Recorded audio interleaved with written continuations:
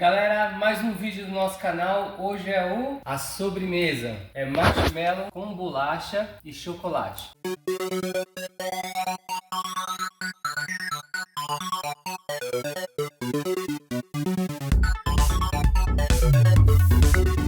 Essa bolacha, a gente costuma usar essa bolacha aqui, tá bom? Porque ela derrete, coloco ela perto assim, ela começa a derreter. Quando você coloca o marshmallow quentinho, ela derrete, fica uma delícia. Ó, segura aqui, filha, pra mim.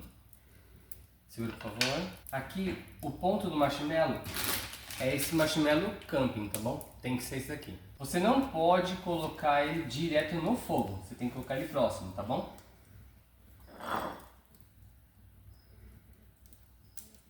Tá, ó. Acompanha aqui, ó. O ponto do marshmallow é esse, ó. Ele começa a ficar, ó, molenguinha. Dá pra ver aí, Tata? Esse daqui é o ponto exato, tá bom? Aí você coloca assim. Assim. Aperta, come.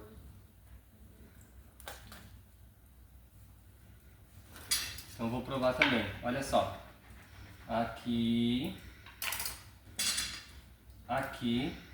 Aperta.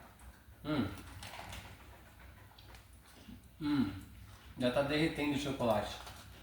Fica uma delícia. E uma outra dica, isso aqui dá pra fazer certinho na churrasqueira. Depois que você faz o churrasco com a sua família, a gente já fez várias vezes. Coloca aqui e é muito rápido na churrasqueira. Aí você faz isso na churrasqueira. É uma delícia. Pode fazer.